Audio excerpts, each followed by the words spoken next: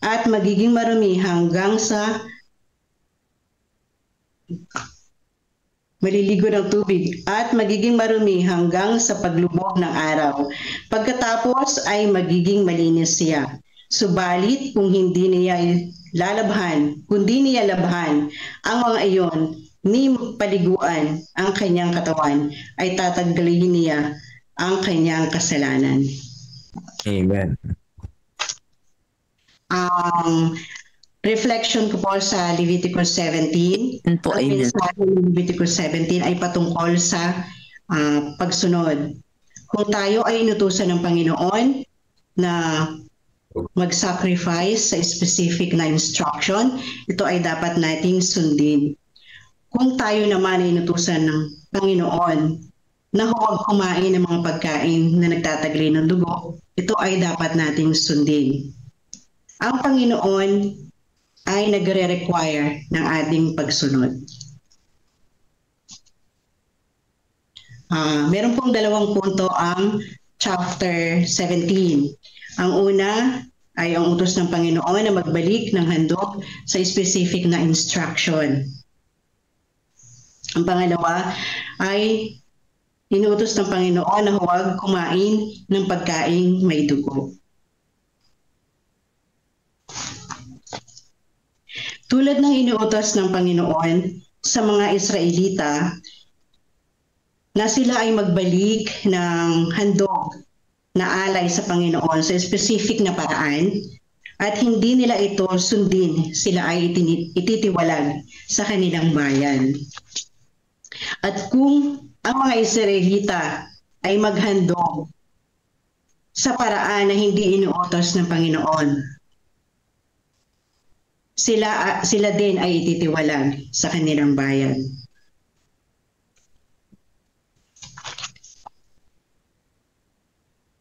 Ganon din ang utos, ganon din ang inuutos. Ganon din sa atin. Tayo ay inutusan ng Panginoon na magbalik ng ikapo at handog sa specific na paraan. Kung hindi natin ito susundin, tayo ay nagkakasala sa Kanya dahil ang pagbabalik ng handog ay banal sa Panginoon. Tulad ng pagsasacrifice ng banal na dugo ng Panginoon sa ating upang tayo ay maligtas. Ang pangalawang punto po ay inutos ng Panginoon na huwag kumain ng pagkain na may dugo.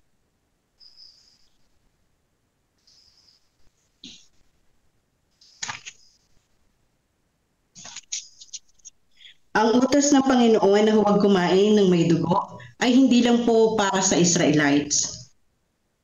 Sa atin din po, kasama po tayo sa inutusan ng Panginoon na huwag kumain ng pagkain nagtataglay ng dugo, na ito ay dapat nating sundin.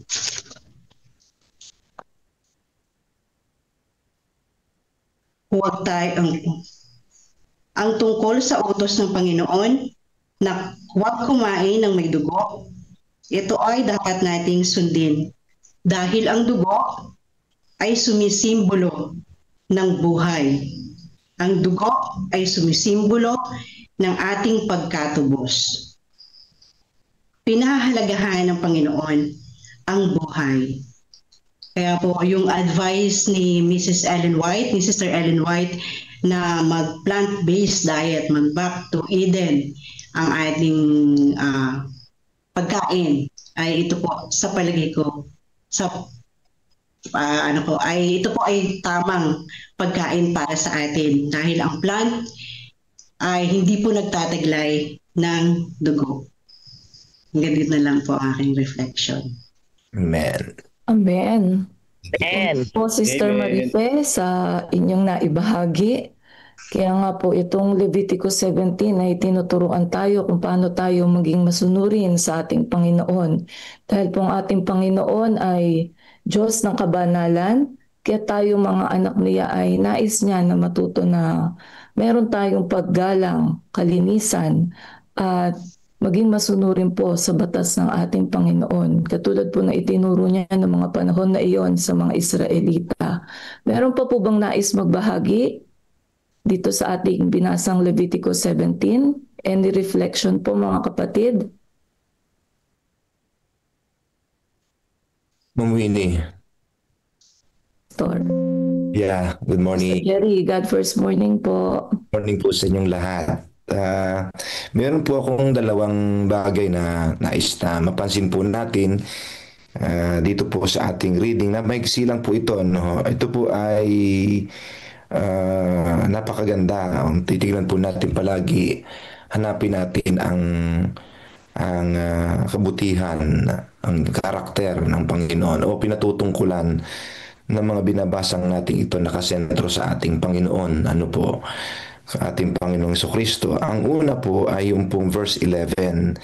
Sister Winnie, dito po sa verse 11, sabing ganon, "For the life of the flesh is in the blood, and I have given it to you upon the altar to make atonement for your souls. And it is the blood that makes atonement for your soul." So ano pong naalaala natin doon? Ang sabi po dito ay, I have given to you the altar, which is the blood. So the blood is the gift of God to the sinner. Ayan. Ano yung blood? So, ano yung pinatutungkulan ng blood? Bakit mahalaga po yung blood sa pagsasakripisyo nila? No? Ito po ay ang atonement for your soul o for your salvation. Alam po natin yun mga kapatid, at given po yun sa ating lahat. Tayong mga mananamba sa Panginoon, nagdadala tayo ng ating mga sarili na puno na at batbat ng kasalanan, no? At ang kaloob ng Diyos sa atin para tayo ay ma-atone, no? Sinasabi malinis, madalisay, para tayo po ay matubos, ay walang iba kundi ang ating Panginoong Jesucristo, the blood of the Lamb. Okay, si Kristo ang kordero ng Diyos na nag-aalis ng lahat ng mga kasalanan. Yung atonement po na yan, ayun po yung forgiveness and reconciliation with God. Ang dugo ng ating Panginoong Jesucristo ang nagdadala sa atin, naghahatid sa atin sa Diyos, nagre-reconcile, nagtutubos sa atin, nagpapatawad sa atin. Kaya nga sabi po doon sa Romans chapter 6:23, "For the wages of sin is death, but the gift of God is eternal life in Jesus Christ our Lord." So yung gift na yun, I have given you, sabi nga nun, I have given you the blood, and I have given it to you upon the altar to make atonement. The blood is representing the blood of Jesus Christ to make atonement for our sins. Number 2 mga kapatid ay yung pong verse 7. Yung verse 7 po ay they shall no more offer their sacrifices to demons. Ayan. So ito pong procedure ng verse 7, chapter 17 ay nagpapahintulot po sa mga tao noon na magdala ng mga handog na pinatay, no, sa ating Panginoon. Nilutos po ito na pangasayay po na sinabi ni Sister Maripe. May importante po talagang tayo ay handa na sumunod sa mga clear instruction, mga specific instructions ng Panginoon. How much more dito po sa panahong ito ay napaka-importante kasi mga kapatid, dumating po ang panahon ng mga mananamba na nagkiklaim na sila ay sumasamba sa Diyos. Yung iba ay sumasamba sa mga Diyos-Diyosan. Yung iba ay sumasamba sa tunay na Diyos. Ang Diyos din ay nagpadala ng handog na hayop. Pero yung pong iba ay nadala sa paghandog sa demons. Kaya yung sinasabi ni Apostol Pablo, no, mga inihandog sa mga Diyos-Diyosan. Ito yung naging conflict, naging usapin ito sa New Testament na kakainin ba yung mga inihandog na kahit malinis o marumi, no, ay kakainin ba ng mga inihandog sa mga demons. Pero ang context nito mga kapatid ay ito po yung sakripisyo na nandun po sa chapter 16 na may kinalaman po ito doon sa Azazel, no? Yung he-goat na pawawalan sa may pawawalan po sa ilang hanggang sa mamatay. No, ito po yung handog na pambayad, no? Mananagot sa mga kasalanan ng buong kampamento ng Israel. Yun po ay walang iba kundi si Satan, no? Siya ho ang responsible sa lahat ng kasalanan. Kaya yan po ay handog na dapat ay binibigay nila, kumakatawan po sa completion, yung kalubusan ng pagtubos na wala nang kasalanan, sapagkat mananagot na, no? Mananagot na yung may sala sa lahat. At siya'y pananagutin ng Panginoon, mga kapatid. Ito yung seremonya sa Yom Kippur nung araw, no? At ngayon ay hindi na tayo maghahandog doon, no? Ang katawan natin, living sacrifice is not for the devil, no? Hindi na tayo maglilingkod sa kanya. Ang paglilingkod natin sapagkat tinanggap natin ng kaloob ng kaligtasan ng Panginoon. Ang ating pong paglilingkod na ay sa ating Panginoon. Ang ating lubos na loyalty, pagmamahal, ay sa ating Panginoon. God bless us all. God first morning. Amen. Thank you po, Pastor Jerry, sa dagdag na kaalaman. At meron pa po mga kapatid. Amen. Alaman. Mula po sa ating chat box from Sister Irma Galang. God first morning sa ating lahat. Happy God first morning po sa lahat. And from Brother Ray po, Brother Ray Relampagos, sabi po niya, plant-based diet is the best diet for humankind. Let us choose to follow. Let us choose to be healthy. Yan. Thank you po sa inyong mga komento dito sa ating chat box. Ayan. Mula po kay Brother Ernie Marie, Pastor Ernie Marin. Leviticus 17 ay nagtuturo ng mahalagang prinsipyo para sa ating pananampalataya. Una, kabanalan ng buhay. Itinuturo nito na ang buhay ay pinakamahalagang regalo at nararapat igalang bilang donasyon mula sa Diyos. Pangalawa, paggalang sa paglapit sa Diyos. Ang altar at templo ang itinakdang lugar ng pagsamba. Kaya't anumang relihiyosong gawain ay dapat dumaan dito. Pangatlo po, kalidad ng pagpapatawad. Sinusundan ng utos ang kaisipan na ang tunay na kalinisang espiritual at kapayapaan sa Diyos ay makakamtan lamang sa pamamagitan ng pagdurugo na simbolo ng espesyal na sakripisyo. At ang pang-apat, pagtukoy sa ibagsak ng itinalagang sistemang di makakamit ang pinakamainam na sakripisyo. Ang hayop na iniaalay ay paunang larawan lamang ng tunay na kaluwalhatian, si Kristo na nag-alay ng kanyang buhay. Yan po ay mula kay Pastor Ernie Marin. Marami pong salamat, Pastor Ernie. Meron pa pong nais magdagdag sa ating reflection of Leviticus 17. Ma'am. First morning, Pastor Nelson. God first morning, Ma'am Winnie. So, God first morning po sa lahat. Dito po sa Leviticus 17, ang pumukaw sa aking kaisipan, mga kapatid, ay ang verse 11 na ang wika dito, sapagkat ang buhay ng laman ay nasa dugo, at aking ibinigay sa inyo sa ibabaw ng dambana upang ipatubos sa inyong mga kaluluwa, sapagkat ang dugo'y siyang tumutubos dahil sa buhay. So, dito mga kapatid ay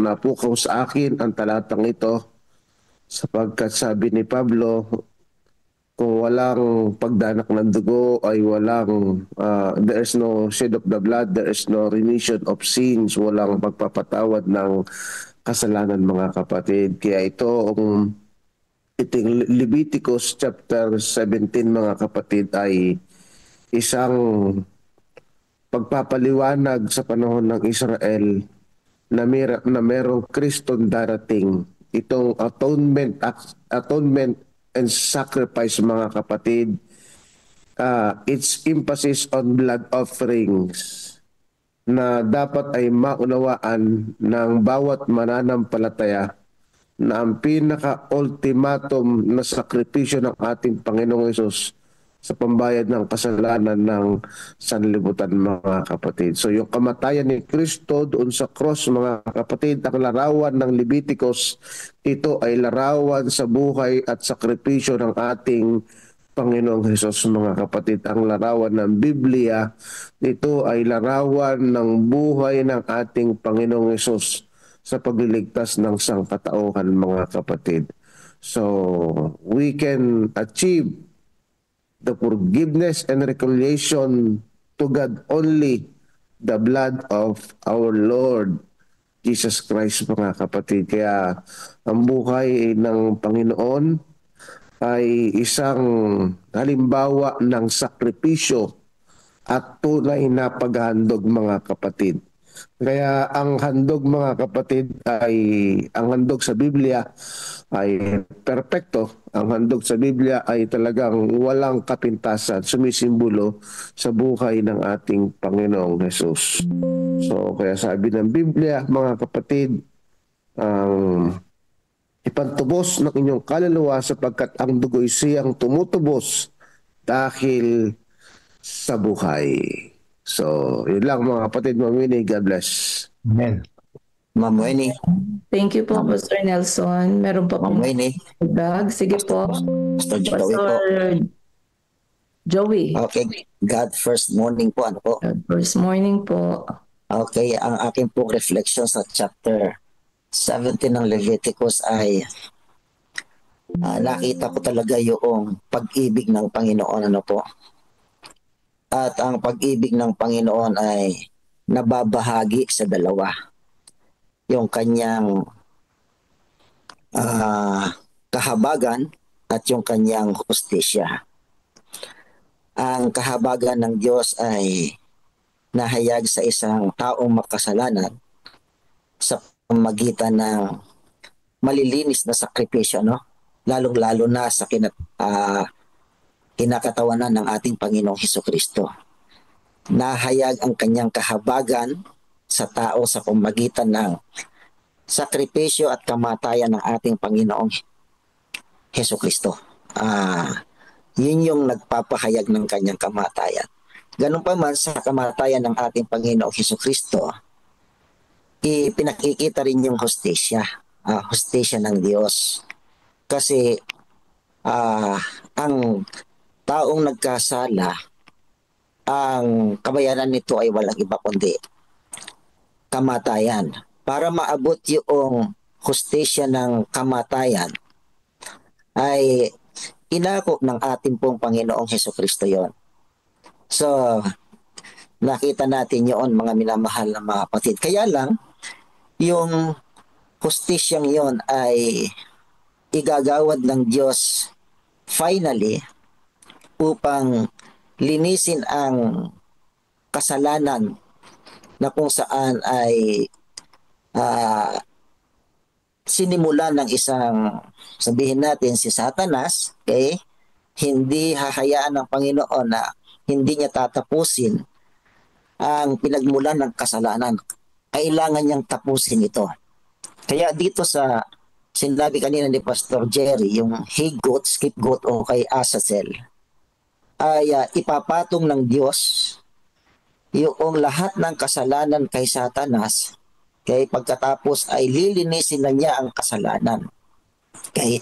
Yun yung final justice ng ating Panginoon para sa kasalanan. Darating ang panahon na wala ng kasalanan, tatapusin na niya ang kasalanan ng mundong ito, papatayin na si Satanas na hindi nagsisi at hindi tumalikod sa kasalanan at pinagmulan na kasalanan ng lahat ng mga tao sa mundong ito. Kaya mga kapatid, nakita natin ang pag-ibig ng Diyos sa paraan ng kahabagan ng ating pong Panginoong Hesukristo sa kanyang kamatayan. At nakita rin natin yung hustisya ng Diyos na isang araw ay aalisin niya ang kasalanan sa mundong ito. Kaya nga, ang habon natin ngayon ay at the end, kahit na tayo nasa the great controversy between good and evil, makikita natin na ang tagumpay ay nakamtanan natin sa pamamagitan ng ating Panginoon. Kaya mayroong awit doon ay yung awiting, sino ang papanig sa Panginoon? Diba? Lagi nating naririnig yung kantang yon. At ibibigay ang buhay sa Kanya. So dapat ganun. Ang kaisipan natin ay laging nasa panig ng Diyos, sapagkat sa panig ng Diyos, mayroon laging tagumpay sapagkat nagtagumpay ng ating Panginoong Hesukristo doon sa krus ng Kalbaryo. Happy God first morning. God bless us all. Amen. Amen. Thank you po, Pastor Joey. Time check po, tayo po ay 4:25 na ng umaga. Mula po kay Brother Dan Cruz, ang sabi po niya, ang dugo po ay buhay. Sa pamagitan ng banal na dugo ng ating Panginoon ay natubos po tayo at naibalik ang pag-asa. At kung tayo po ay susunod sa Panginoon at magtatapat, maging ang kamatayan ay hindi kayang hadlangan ang pag-asang kaloob ng Panginoon. Thank you po, Brother Dan Cruz. Meron pa po bang nais magdagdag? Ako po, ma'am. Ma'am Vicky. Pastor Nelvin. Good morning po. God first. So nais ko lang po mag-reflect dito mula sa verse 1 to 9 na yung pong sacrifice ay ginagawa lamang po doon sa tabernacle.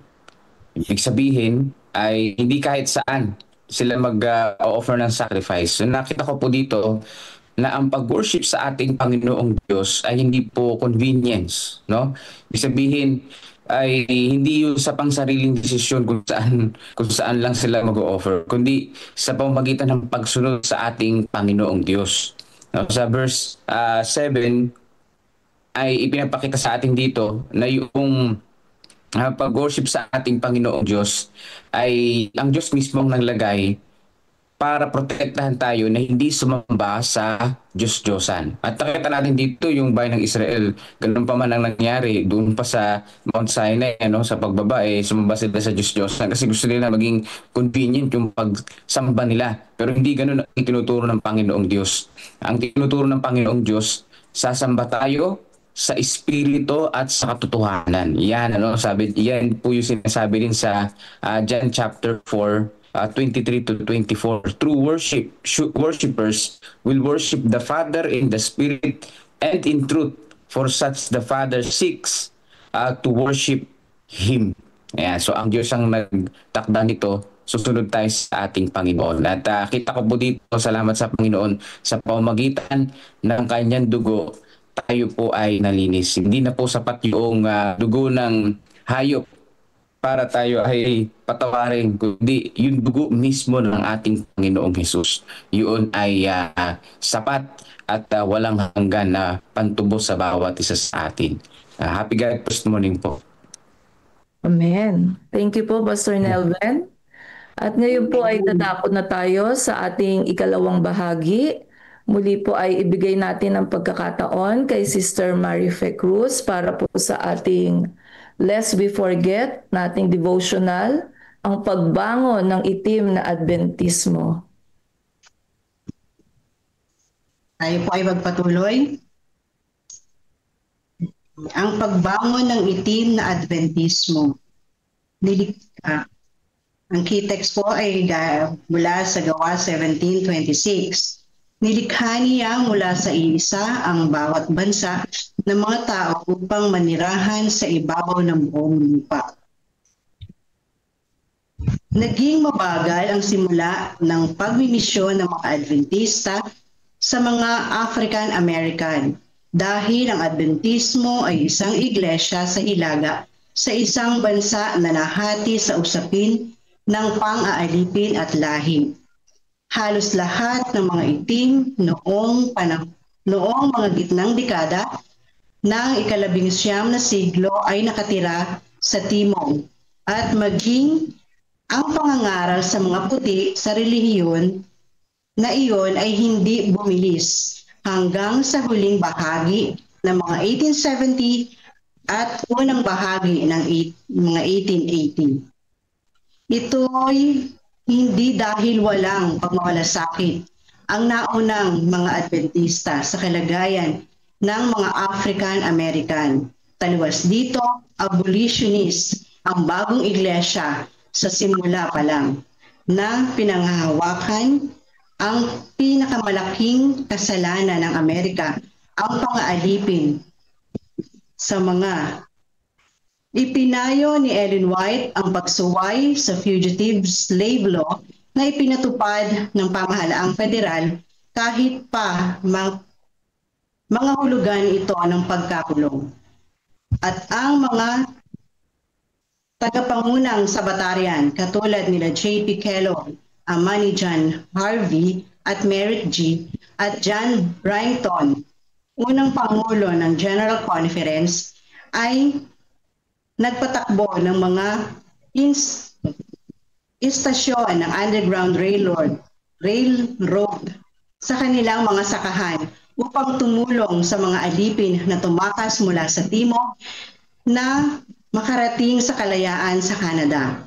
Pagkatapos ng mapalaya ang mga alipin sa panahon ng Civil War, kinilala ng General Conference noong 1865 na nabuksan ang isang bukirin sa timog para gumawa sa mga may kulay na tao at kailangang pasukin ayon sa ating kakayanan. Sa kasawiang palad, ang kakayanan ng denominasyon, kapwa sa pananalapi at sa katauhan ay talagang limitado. Ang unang mga itim na Adventista ay marahil ay nasa hilaga, ngunit kakaunti ang alam natin tungkol sa kanila. Hindi nakilala ang mga Adventista ng mga itim na may karamihan hanggang sa pasukin nila ang timog at sa kalagayang ibinubukod. Noong mga 1870, ilang Adventista ang nagsikap na tulungan ang mga dating alipin na makatanggap ng edukasyon. Nagkaroon ng isang malaking hakbang pasulong noong dumating si R.M. Kilgore sa Texas upang tulungan na buuin ang mga iglesia sa lugar na nagkakagulo dahil sa usapin ng lahi. Ilang beses siyang naharap sa mga banta ng pagbibitay at isang pagkakataon ay sinunog ang kanyang tolda. Malaking problema kahit ang mangaral sa mga tao sa timog. Ang isang paraan ay nangailangan ng mangaral kapwa sa mga puti at mga negro mula sa pintuan na naghihiwalay sa kanilang kanya-kanyang kwarto.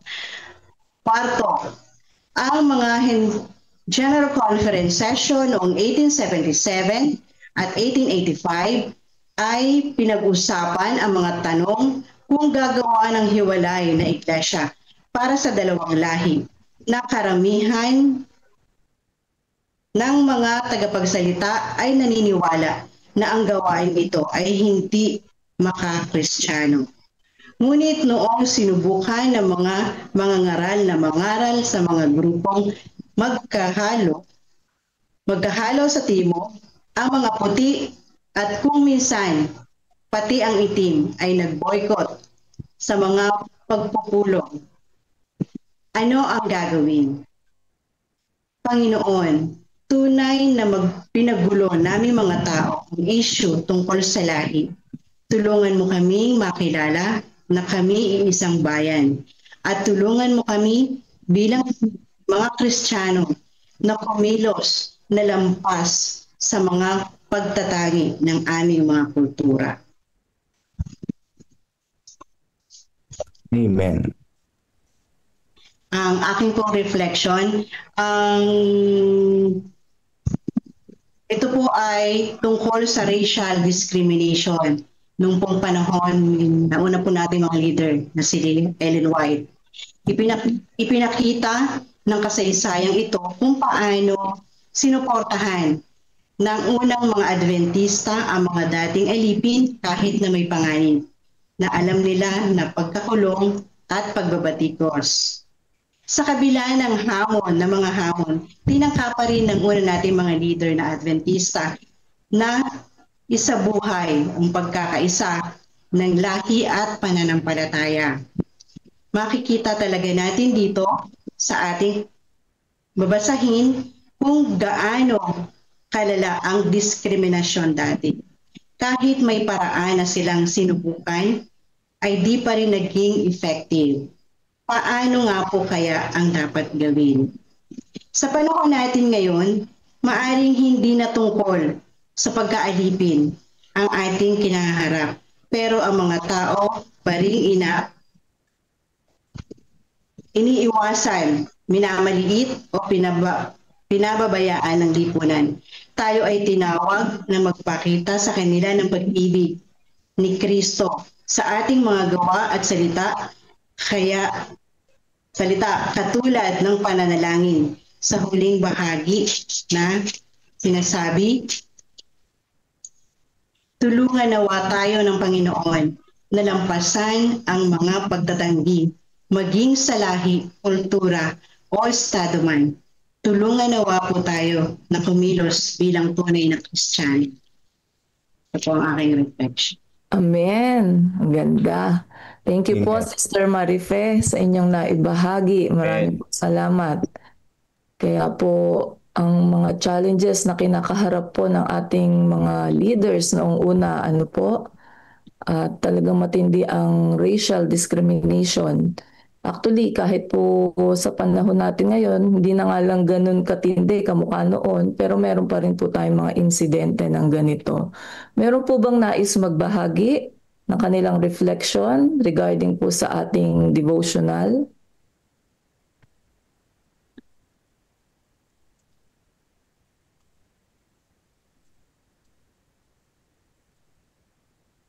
Okay, mula po ito kay Pastor Jerry. Ang sabi po niya sa Mark 16:15, go into all the world and preach the gospel to every creature. Revelation 14:16, preach the everlasting gospel to preach to those who dwell on the earth. To every nation, tribe, tongue, and people, the last day's message is cross-cultural. Nakakatuwa at nakaka-inspire na makabilang sa isang prophetic church na missional movement. Ayan. At mula ulit kay Brother Ray Relampagos, discrimination is not only in skin color. Sa ating mga local churches ay mayroon din sa ngayon financial status. Kapag mahirap ka, wala kang parte sa mga church programs. Kapag PWD ka, hindi ka pinapansin ng mga members. Ayan. Thank you po sa inyong naibahagi, Brother Ray. Ngayon nga lang po, hindi nga lang racial discrimination, may mga iba't ibang form na discrimination na nararanasan minsan sa ating mga iglesia. Meron mo pong nais magbahagi ng kanilang reflection?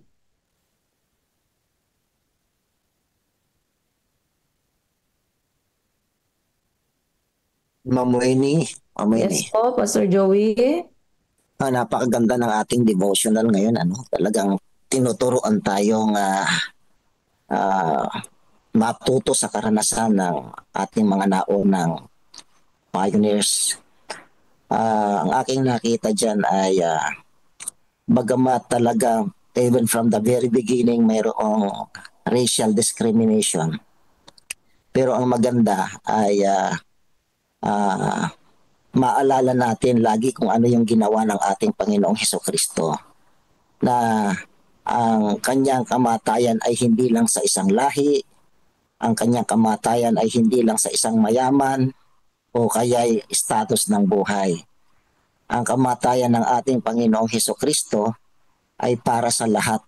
Mayaman man yan, mahirap man yan, maputi man yan, maitim man yan, ang kulay niya, ay pinagkakaisa tayo ng ating Panginoong Hesukristo. Oo, naranasan ng ating iglesia sa naunang mga kapanahonan. But again, we are still reminded that the Lord is so good. He makes us united, at yun yung ginagawa ng Diyos maging sa panahon natin ngayon. Ang pinakamaganda doon, kung ating pong titingnan ng ating iglesia sa kabuuan, talagang yung bagamat mayroon pong maliliit na sabihin natin discrimination, ay ang ating iglesia sa kabuuan talagang ipinapakita pa rin yung kahalagahan ng pagkakaisa. Lalong-lalo na nga sa larangan ng pangangaral, talagang ipinakikita nito na tayo yung magkaisa sa pamamahayag ng Ebanghelyo ng ating Panginoon. At ito yung aking nakita ngayon, na kapag ang ating pong mga pamunuan mula General Conference ay nag-download ng mga programs, from General Conference down to the local churches, ang maganda rito ay talagang sinusuportahan ng kahit na kaliit-liit ang kaanib ng iglesia. Ibig sabihin, mga kapatid, talagang isinusulong at pinapatnubayan ng Panginoong Diyos na ang pagkakaisa ay mahalaga sapagkat siya pa rin yung ulo ng iglesia na nagkakaisa sa bawat isa sa atin. Kaya bagamat mayroon pong maliliit na sabihin natin discrimination, ay nandoon pa rin ang mas mataas na porsyento na tayo ay nagkakaisa sa gawain ng ating pong Panginoon bilang isang iglesia. Yun lang po ang aking reflection mula sa ating pong Lest We Forget devotional. Thank you po, Pastor Joey. Amen. Amen po. Yan. Kaya nga po, bagamat na nakaranas po ng ganitong mga pagkakataon ng ating mga unang leaders, makikita pa rin po natin ang pagpapala at gabay ng ating Panginoon. At ngayon po nararanasan natin na mas lalo tayong marami sa iglesia ng ating Panginoon. Meron pa pong nais magbahagi. Ngayon pong ang oras po natin ay 4:41.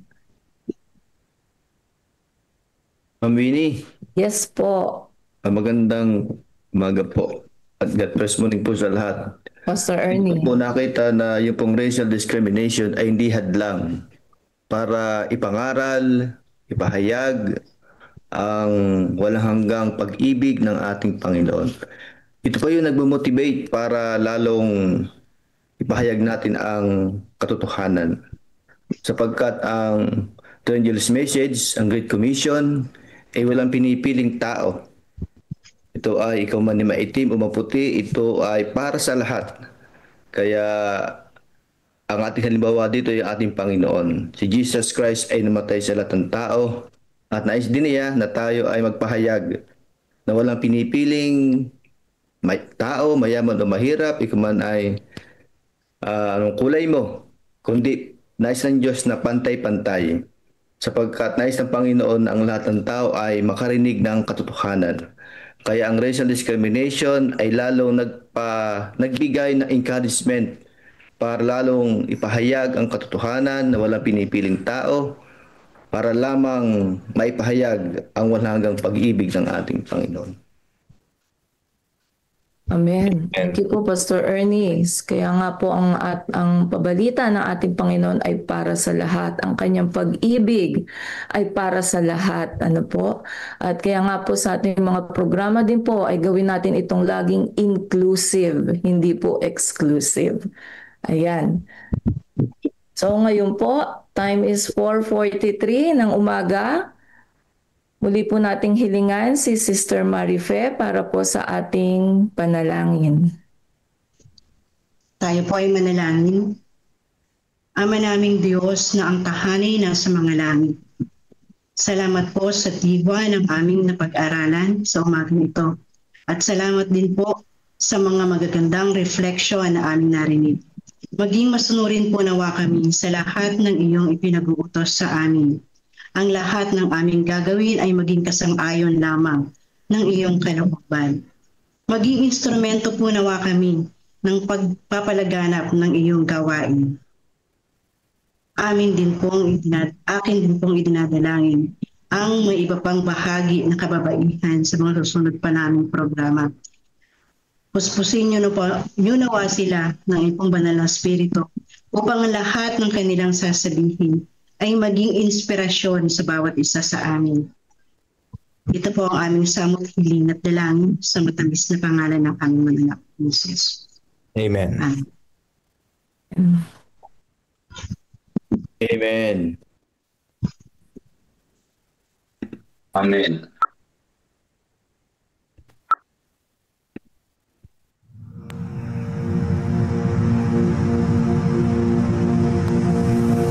After Jesus returned to heaven, his disciples remained with the awesome task of taking the gospel to the whole world. Filled with the Holy Spirit, these men and women proclaimed the message they had received with boldness and power, reaching out to all corners of the then known world. But it was not without great opposition, first from the Jews, then from the Roman state. Many Christians were faithful to the point of death, suffering torture and humiliation from cheering onlookers at the Circus Maximus and Colosseum in Rome and throughout the empire. However, the blood of the martyrs only paved the way for the further spread of the gospel. After years of persecution by the Roman emperors, one of them, Constantine, professed conversion to Christianity in 312 AD. Now Christianity became popular, but it resulted in many pagan practices and symbols entering the church, particularly in Rome. The Bishop of Rome assumed more and more power and authority and began to oppose and oppress all who recognized Jesus alone as the head of the church and who accepted the Bible alone as the supreme authority. To escape this increasing persecution, God's true people withdrew to the wilderness areas of Europe. In northern Italy, the Waldenses took refuge in the mountains. While many were slain, the light continued to shine in the darkness. God was still in control, and he began to raise up men like Wycliffe, Huss, Tyndale, Luther, Calvin and Zwingli to stand for his truth. They stood for the Bible alone, faith alone, and Christ alone. In 1798, in fulfillment of Bible prophecy in the book of Daniel, the religious and political supremacy of the Roman Church was temporarily reduced when General Berthier removed Pope Pius VI from his throne. Consequently, in the decades that followed, there arose a great awakening of interest in the prophecies of Daniel, and many were convinced Jesus was soon to return. In the United States, the Baptist preacher William Miller was joined by hundreds of other preachers in their expectation of the return of Jesus in 1844. However, when Christ did not return in 1844, further Bible study led a small group to discover that Christ's ministry in the heavenly sanctuary was an explanation for their great disappointment. They discovered that the Bible taught that the seventh day was the Sabbath that Jesus had set aside for his people. Slowly they came to understand that their mission was to preach the three angels' messages of Revelation 14. Their goal as Seventh-day Adventists was to preach with power the everlasting gospel and to prepare the world for Christ's return. More than 160 years have now passed. Years that have brought two world wars, numerous military campaigns, financial depressions, the rise of atheism and secularism, as well as a booming world population, with natural disasters increasing in frequency and intensity. Today, the Church's mission and message is more relevant and urgent than ever in its history. Jesus is coming soon, and the world must be warned. Prepare to meet your God. Jesus is coming soon. Okay, ngayon po ay dadago na tayo sa ating ikatlong bahagi ng ating programa. Tayo po ay ibigay ko pong pagkakataon kay Pastor Nelson Antonio. Siya po ang... Very good. First morning, Ma'am Winnie. So mga kapatid, salamat po sa mga kapatid na nagbigay ng mga patotoo sa kanilang buhay bilang ating celebration ng God First Morning, that every day we should celebrate God's faithfulness. So today, natapos na po tayo mga kapatid sa individual testimony regarding sa katapatan. So mga patotoo ng ating mga buhay, kung paano tayong nahihikayat kung paano tayong nagtapat, kung paano tayong tumutugon sa Panginoon. Ngayon po mga kapatid, ang atin naman pong testimony, itong buwan po ng August ay ang karanasan naman ng iglesia sa kabuuan, corporate experience ng iglesia patungkol po sa combined offering plan, paano naturuan ang iglesia, paano tinanggap, paano naunawaan, ano na ang karanasan ng iglesia sa stewardship. So ano na ang kalagayan ng ating simbahan sa combined offering plan. So yun po mga kapatid. Ngayon, ang first na church mga kapatid ay ang kahapon lang po ako tumawag, kahapon lang po ako naghanap ng simbahan. So ang Nagbunga Church ng Sambales. So nandito po si Sister Lil. So isa po sa stewardship educator. Kaya po nabanggit ko po sa akin sarili noon na dito sa God First Morning, kapag merong mga kapatid na very passionate sa pagtuturo ng stewardship, malaki po ang kinalaman nito sa paglago sa katapatan ng mga kapatid. Sister Lil? Hello, Pastor. Good morning. So, good morning, Sister Lil. God First Morning po sa ating lahat. Kapatid, ay bibigay po natin sa kanila kasi ang testimony po natin ay 20 minutes. So ganoon din po mga kapatid, matatapos po tayo ng 5:10 or 5:15 sa mga testimony. So Sister Lil, sa inyo na po ang pagkakataon. Salamat po sa pagtugon sa maiksing panahon. Ayan. Kasi kahit naman kung mga kapatid, natugon sila palagi. Sige po, the time is yours. God First Morning po sa lahat muli. Una kong tatawagin ang isa naming kasamahan, si Sister Leia de Guzman. Nandito na ba siya? Leia de Guzman. Good morning po. Siya po ang aming women's ministry leader ng church. At kasama din namin ang aming treasurer, si Sister Cleofe Labanes. Nandito na siya, Sister Che. Okay po. Nahintayin lang natin siya. Sister Leia, yan na. Open po kayo, mag-open para makita po namin yung inyong beauty. Beauty of God in you. Wala ka pang boses, Ate Leia? Yun. Meron na Ayan. picture. Picture. Ano ba ito? Yung... Okay na po. Okay na, Ate Leia. Okay na. Okay na po. Good morning po at God First Morning sa inyong lahat. God First Ako Morning po. Good morning. First morning po. Member ng Nagbunga Church sa South Zambales District. Akin pong isasalaysay o kwento yung tungkol sa amin tungkol sa muna sa church building po muna po sa inyo. Noong wala pa yung COP, ang kalagayan ng aming church ay mahirap. Kung may pinapanukalang proyekto, kailangan pa ng mga donation and pledges para ito ay maisakatuparan. Nangihingi pa sa CLC. CLC pa lang po no, Pastor. At sa yung iba galing sa area. Para sa ganon ay unti-unti namin maayos yung aming church building.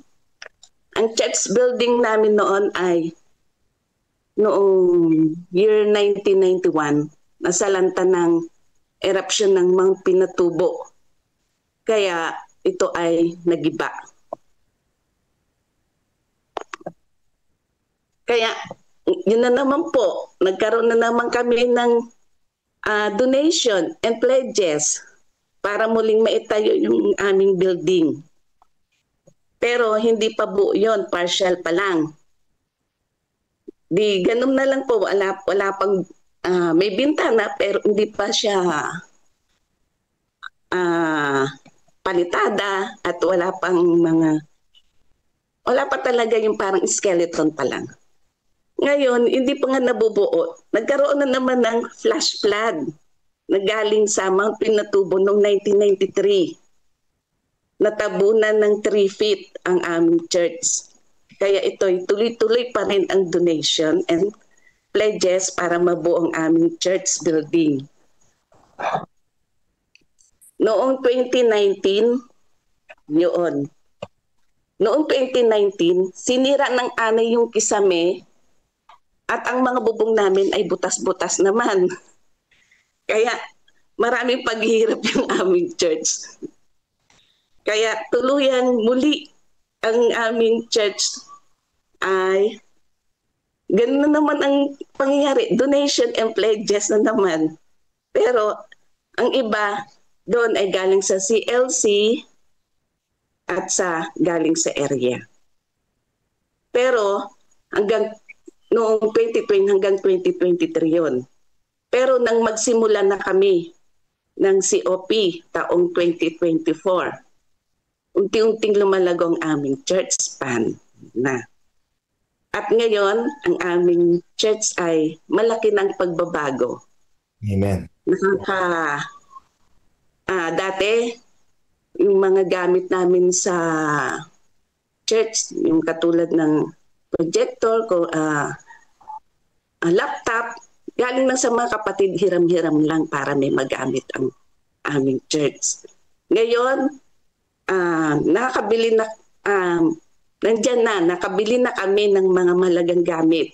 Meron na kami ngayon ng desktop computer, projector, at susunod na yung bagong sound system. Praise God. Nadagdagan pa ng isang aircon na dati 2, ngayon ay 3 na. At bagong 4 na wall fan. Yung dati naming luma, gumagana pa pero nadagdagan pa ng 4 na bagong wall fan. Mayroon ding bagong bili na electric water pump kami ngayon. Sa mga kapatiran naman sa church, lahat sila ay hindi lang 100% na nakakabigay.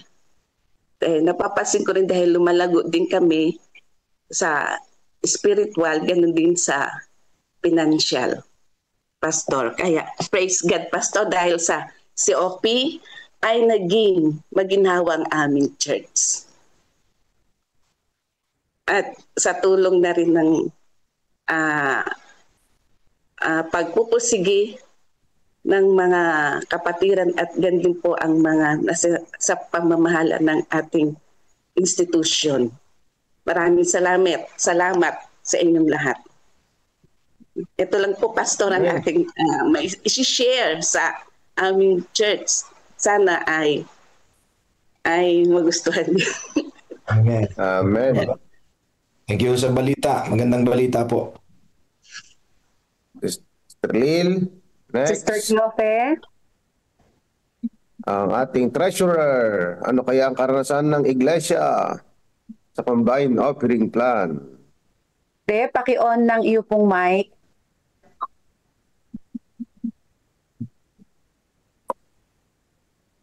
Click lang yung mic. Ayun. Ayun. Okay na. Okay. God first morning, everyone. God first morning po. Sister Cleofe Labanes, the treasurer of Nagbunga Church. And a blessing po talaga sa amin. Okay na po ba? Okay na, te. Blessing po talaga sa Nagbunga Church ang pagpupursigi to promote COP. I'm from Mindanao, learning to speak Tagalog, kaya konting pag-uunawa lang po ang hinihingi ko dahil talagang hindi pa po talaga ako fluent sa pagtatagalog. So from Mindanao ay naranasan na po namin magbigay ng COP. Pero pagdating ko dito sa Luzon, ay naputol yun dahil wala po tayong mga promotion that time. But we are very glad to have our president from CLPM na porsigido po talagang mag-promote sa ating COP at ang ating mga department head ng stewardship na si Pastor Antonio. So, ang nagbunga noon nung nag-transfer kami from Nagbunga, that was 2 years plus ago, ay talagang nangangapa po kahit po sa ating pagbabayad ng ating mga bills like sa MECO, ay talagang namumblema po yung dating treasurer na si Sister Leia. Gumagawa kami ng love offering para hindi lang po maputulan ang ating church ng pangunahing pangangailangan during the Sabbath, ang ating kuryente. So that time, Sister Lel na the UPAI ay talagang porsigidong nag-promote sa ating COP.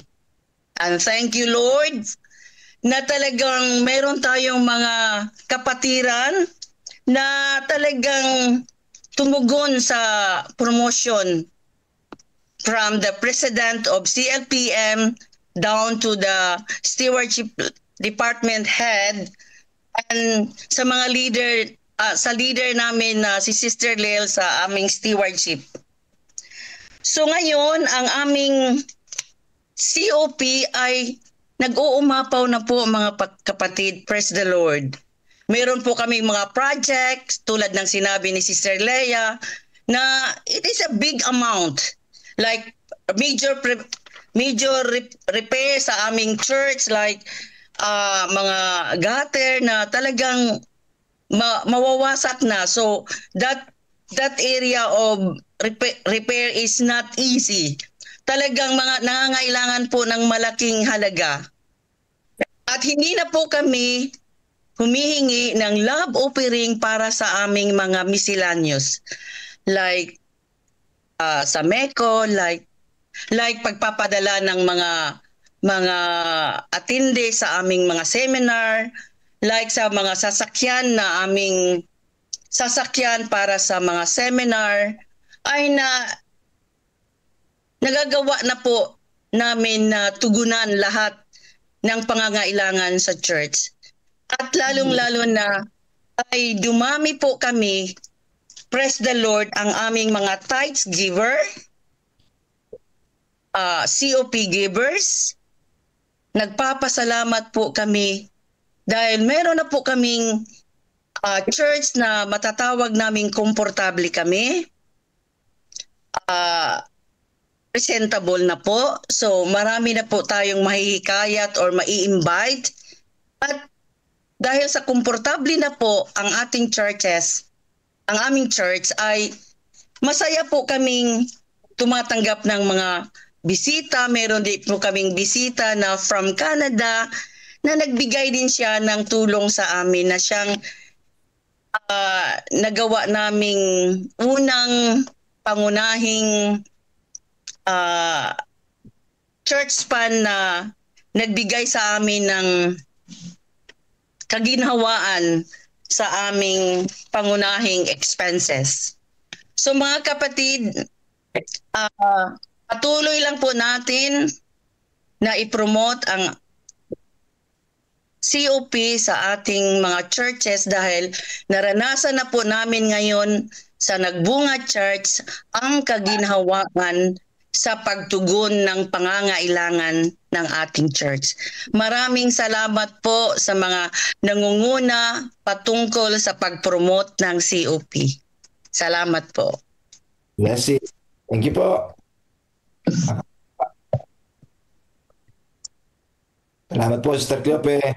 Yes po, Pastor. Salamat din po. Nakaka-inspire po. Salamat po sa inyong pagpapatuloy, Sister May. Ang aming Yan. Pastor ha. Sige po. makakapag-share screen ka, sis? Yes, Pastor. Teka lang, Pastor. At Kanila pag ipapakita ang karanasan ng simbahan ng nagbunga. Yan mga kapatid. Sige po.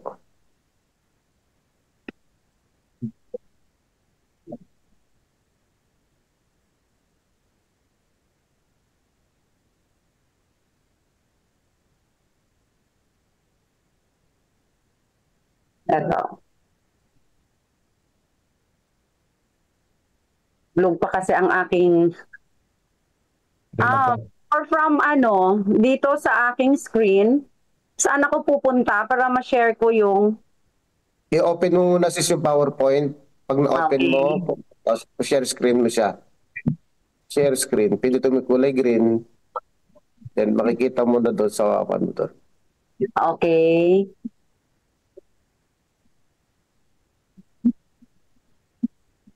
Yan.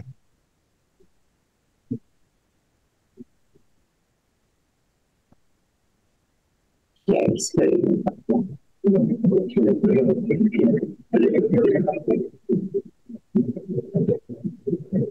Yun. Pastor, meron na ba? Iba yata Nakikita si sis. na? Hindi pa po. Ay, hindi pa. Sister Che. Sister Rin. Hindi pa nakikita? Iba po yung nakikita namin. Yung ano po, parang background po ito, para ito po yung desktop ninyo. Gawin po yung exit nyo po uli. Try natin yun once more, ha? Exit po ninyo. Pindutin po nyo yung ESC dun sa inyong keyboard. ESC sa keyboard nyo. May ESC kayo sa keyboard? Yes, Pastor. Escape. Yeah, escape. Teka lang, gisingin ko nga ang aking anak. Pastor, Sige po, Pastor Nelson, kwentuhan muna tayo. Ano po napapansin ninyo dito sa ating report ngayon, mga kapatid? Palagi ko po ay meron na po tayong tag dito, appreciation na makikita sa lahat. Habang pong naghihintay po sa aking anak, saglit lang po, Pastora. Kami po ay sobrang masaya sa aming karanasan sa Nagbunga Church. Kahapon tumawag si Pastor Antonio, kala ko kung ano. At sabi ko, hala, agad-agad, bukas na pala. Ngayon na po pala yon. So, masaya naman po kami na i-share ang aming karanasan. Ano?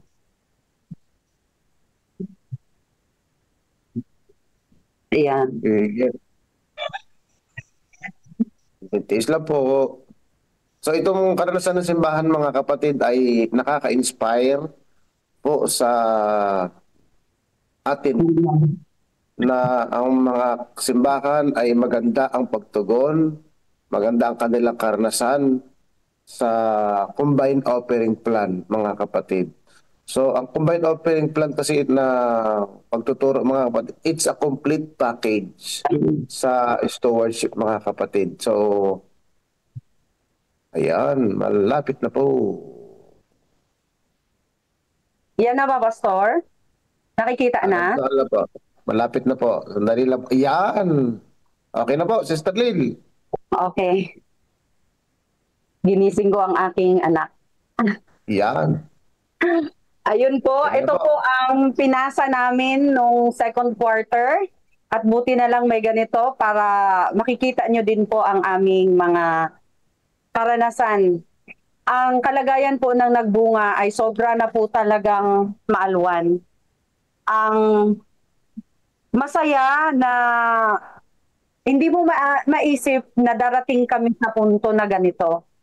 Kasi po, ang primary problem talaga sa church sa pag-execute ng mga plano ay ang pera. Ang fund po talaga. So, yan. Ang amin pong, sorry mga kapatid ha, hindi po ito January, ito po ay second quarter na, hindi ko po siya na-edit yung month. Kasi nung first quarter po ang aming active members ay 50.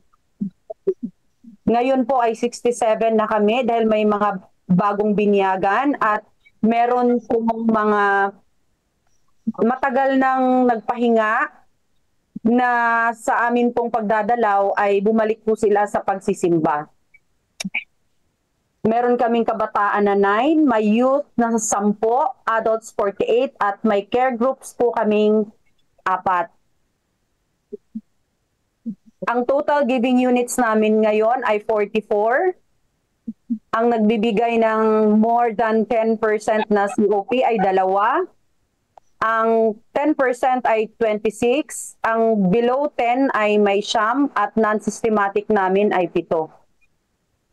So ang amin pong pag-usad sa pagbibigay ng COP ay dahan-dahan, pero po sa loob ng nag-umpisa po kaming mag-promote after po naming nakapag-start ng level 1 na stewardship training ng CLC pa noon, May 2024. So, tuloy-tuloy lang po kaming nagturo at mainit po ang pagtanggap ng aming mga kapatiran. Kasi talaga pong lahat ng mga natutunan namin, excited naming shinin sa kanila ang mga karanasan din. So ito po ang reflection ng aming Liberality Index nung nagpasimula kaming mag-promote. Ito pong sa naka-red, kung nakikita nyo po, ang 2024 namin hanggang May. So nag-reflect po ang aming kasiglahan o pag-embrace ng COP nung June. Is, pakikita mo yan. Sige. So kung makikita po natin, so nung hindi pa kami nag-promote, January, 2 lang po ang aming Liberality Index. Noong February, 1. So sa bawat 10 piso na tithe, ay piso lang po ang aming offering. Noong March, naging 3. April 2, May 3, at nung pagsampa po ng June, naging 10. Kasi po ang sigasig. So nag-10, ibig sabihin sa bawat 10 piso ng tithe ay 10 piso din ang aming offering. At nung July, naging 7, bumaba po konti, pero tingnan nyo naman po ang taas ng yung ratio nila. Kung compared po dito sa bago kami nag-promote. So yung taas po ng aming offering, makikita nyo po ng COP ay talaga pong mas mataas na kaysa sa dati. Noong August po ay 4, September 4, October 6, November 4, December 6, at nung ito pong taon ng January 2025 ay nag-4 po kami, pero po tingnan nyo kung gaano kataas ang aming tithes. Ganon din sa February, nag-9, halos po pumantay na ang aming offering sa aming tithes. Nung March ay 8, nung April ay 5, nung May ay 9. Hindi pa po kami na audit. So yung pong June at July namin ay sa susunod na po yun na update. So ito po ganito po kaganda ang aming karanasan sa aming church simula nang kami ay nag-embrace ng COP. Ito naman ay comparative na Liberality Index by year naman po. Sa 2021, kung makikita po natin, ito lang po ang aming offering. So napakaliit po. 2 lang, ibig sabihin sa bawat 10 pisong tithe ay 2 lang po ang aming offering. 2022 ay 3, 2023 ay 2, 2024 po ay 4. At saka sa 2025 hanggang May lang po ito, naging 7. So for 5 months lang na collection, tingnan nyo po ang aming tithes. Halos po lumagpas na sa kalahati ng buong taon ng 2024. Amen. Amen. Praise the Lord. Kaya nakakatuwa po, mga kapatid, ang karanasan ng nagbunga. Ito po ang highlights ng mga nagawa na namin sa aming church sa tulong po ng overflowing na church fund. umpisa na din po kaming mag-formulate ng aming church action plan for the year 2025. 4 pa lang na departments ang nakapag-submit, pero po at least good start na po yun sa amin.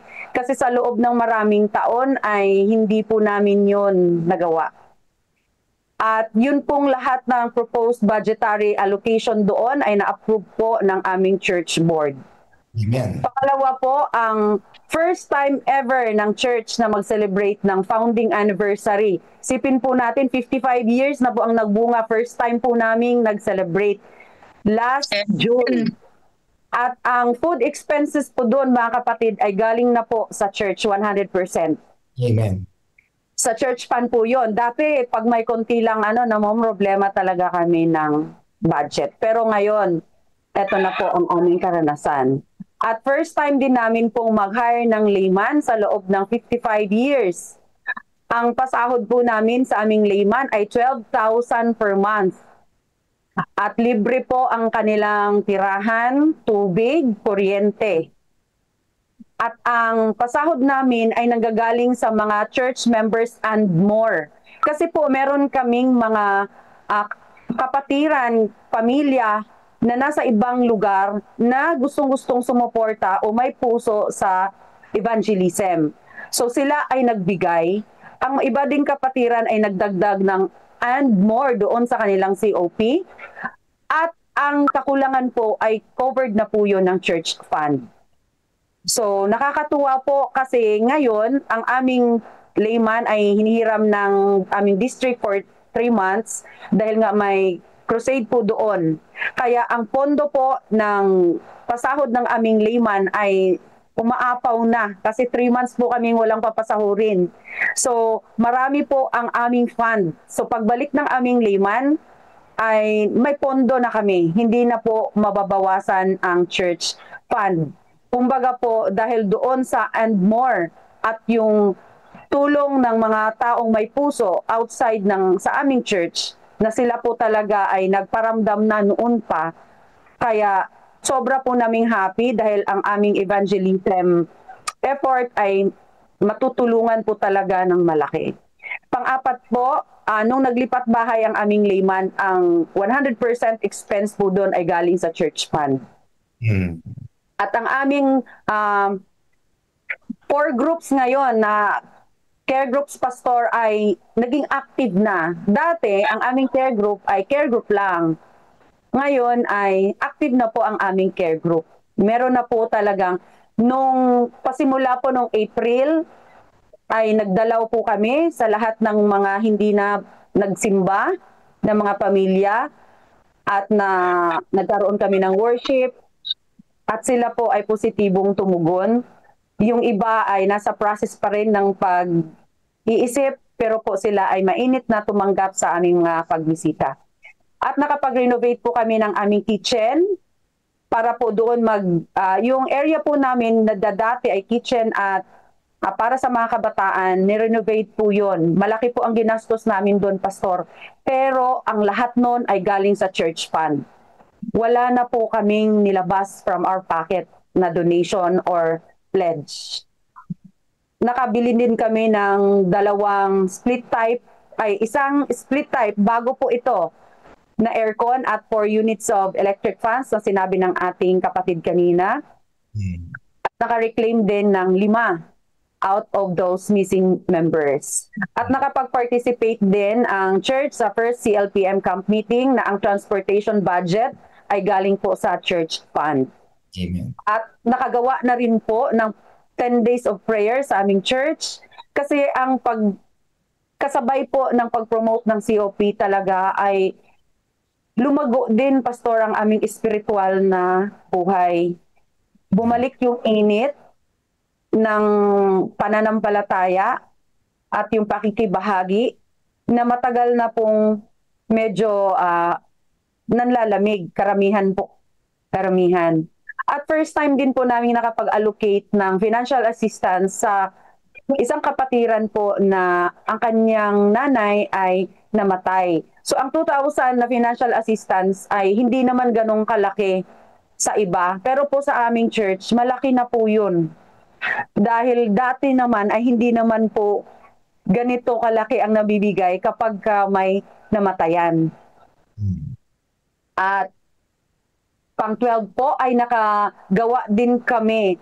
Nung natutunan po namin na kailangan pala may ginagawa para maiwasan ang hindi magandang mga pangyayari, lalo na sa kapirahan ng Panginoon, gumawa po kami ng collection box. Dati po ay yung iniikot, pero ngayon kami na ang nagbibigay sa harap at meron na po yung lock. Amen. Kasi po, yun na po ang kailangan. At ang labor cost po doon ay kinuha din sa church fund. Ang materials po kasi noon ay sobra po ni Sister Cleofe, kaya sobra po sa kanyang project. Kaya ang labor ay chinarge po yun sa aming church fund. Dati, pastor, kahit maliit na gastusin, hirap po kami. Kaya itong maliliit na achievement po ng church ay sobrang malaki ang halaga nito sa amin. Nakapag-participate din kami sa clerks, treasurers, and stewardship leaders training sa Pampanga na dati po hindi po madalas talaga uma-attend ang mga department heads ng aming church. Una po doon ang spiritual na kalagayan, pangalawa din ay yung budget sa mga representations. Nakapag-participate din aming church sa APM Leaders Orientation, kaya kahit papano po ay gumagalaw na rin ang aming APM. Sa buong district ay kami po ay naka-attend sa orientation. At nakapag-participate din, syempre po yung ginastos doon sa APM Leaders Orientation ay galing din po sa church fund. Nakapag-participate din kami sa lay-led crusade sa aming district at nakabinyag sa aming church mismo ng 5 katao. Sa kasipagan din ng aming church elder na nangunguna sa ganun din sa personal ministry, siya din po ang nangunguna. At nakapag-participate din ang aming church sa church polity training na ang ginastos din doon ay galing na po sa aming church fund. Nakapag-participate din kami sa Sabbath School and Care Group Teacher Certification Training Level 1. So meron din pong naipadala doon at ang gastos ay galing din po sa aming church fund. At ngayon po ang aming church ay meron ng constant and abundant stream of fund to support its activities, lalo na po sa evangelism, discipleship, and welfare plans na amin pong pinapanukala. And just last Sabbath, mga kapatid, ay nakapag-approve po ang board. Ito po yung mga karagdagan. Nagkaroon kami ng welfare plans para sa aming mga kapatid na na-approve na po ito ang financial assistance to members and immediate family. Like, ang immediate family na kinonsider po namin ay children, spouse, and parents ng isang member.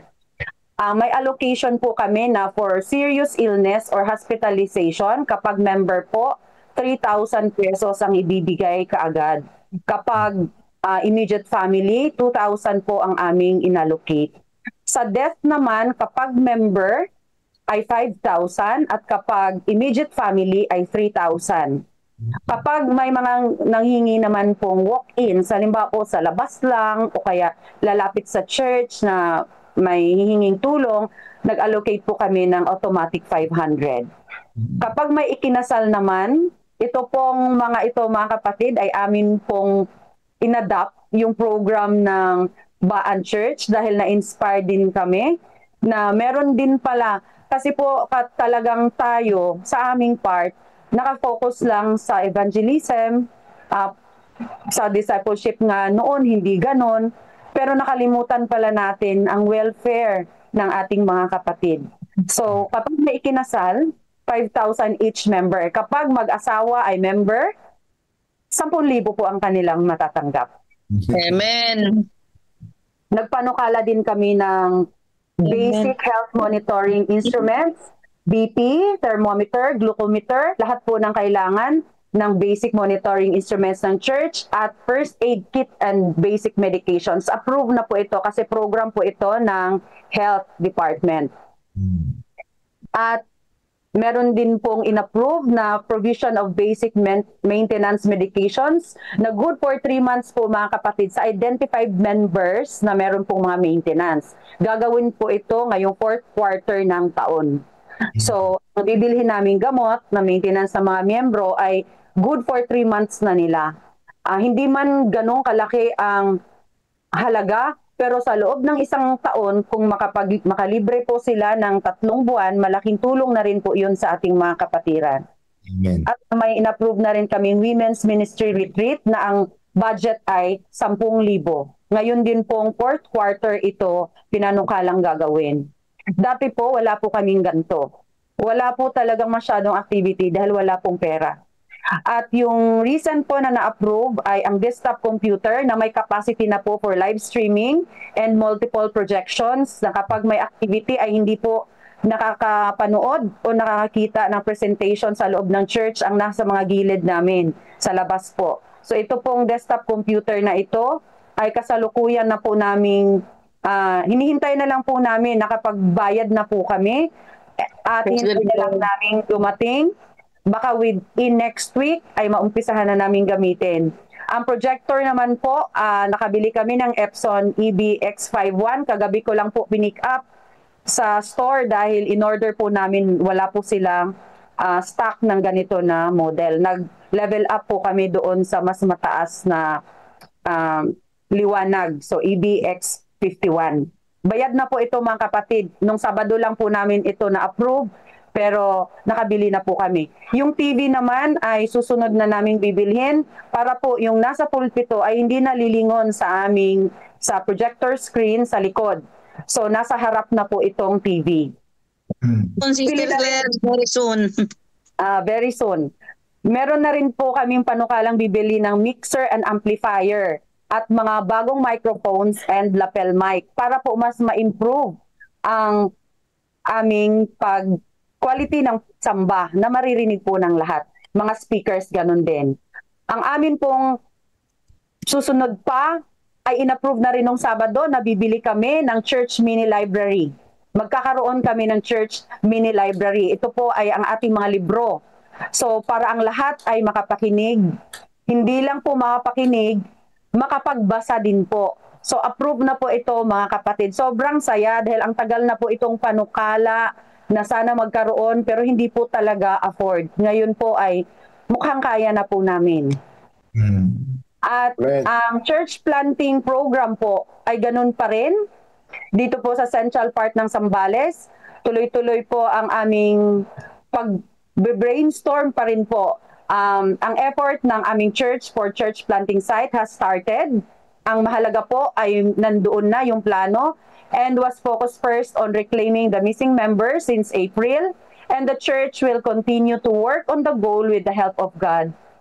At magkaroon ng recalibration ng efforts and more brainstorming that will happen from time to time to address every aspect of the plan. Personally, at alam ko po ang buong church ng Nagbunga ay sobrang nagpapasalamat sa pangunguna ng ating President ng CLPM, ang mga directors, lalo na si Pastor Antonio. At ganun din ang pagpapasalamat ko sa mga church ng Nagbunga, ang board members ng Nagbunga na talaga pong 100% supportive sa lahat ng panukala na ikakabuti ng simbahan. Ganun din sa pangunguna ng aming pastor, PG Rodrigo, napakabuting pastor, napakasigasig, napaka-supportive, nandyan na lahat kay pastor. At sa lahat ng mga miyembro ng Nagbunga na nakikiisa, dahan-dahan man po, pero at least meron pong pinapatunguhan ang ating simbahan. Sa panukala at plano at gabay ng Panginoon, kami po ay masayang nakikibahagi sa kanyang gawain. At gusto din namin itong ma-share sa lahat upang atin pong i-embrace ang pagbibigay ng COP at tayong lahat ay lumuwag sa ating mga pangangailangan sa church. Yun lang po, Pastor. Thank you, Sister Lynn. Paumanhin po mga kapatid sapagkat kahapon lang po sila natawagan at mamaya rin may tatawagan po ako. Yes, Pastor. Dumating. Okay, thank you po. Salamat po sa Nagbunga Church.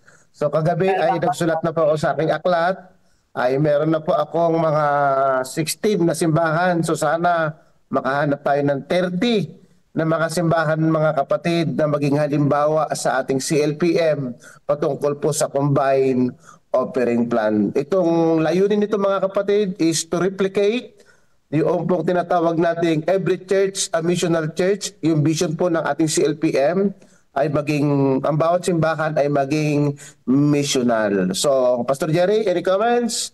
Yes, I'm happy. Very, very, very, very happy, mga kapatid. Nakikita ko yung larawan nitong pinagsisikapan natin dito sa ating misyon sa Nagbunga Church ng fulfillment ng sinasabi po ng Panginoon sa atin na kung uunahin natin ang kanyang gawain na hindi niya pagkukulangin. Sister Che, no? Sister Lil, the Lord of Hosts, no? Sabi ni Sister White, tayo ang mundong masagana kung ang kaloob at mga handog ay katumbas o kasukat ng salapi na natanggap ng bawat sa buhat sa Diyos. Hindi na kailangan ng agarang mga panawagan na ating malalaking pagtitipon sa ating malaking pagtitipon para sa mga pagtusto. So wala na po na mga pledges na yan o overflow nga, sabi ni Sister Cheno. Normal na, natural na sa mga kapatid ang magbigay dahil sila nagpapasalamat at nagmamahal sa Panginoon. Salamat po. Napaka-inspiring po ng inyong experience. Dalangin ko na maraming mga ang maka-experience din ng kagaya ng sa inyo. Purihin ang Panginoon. Dumadami na, Pastor Jerry, magiging ganyan.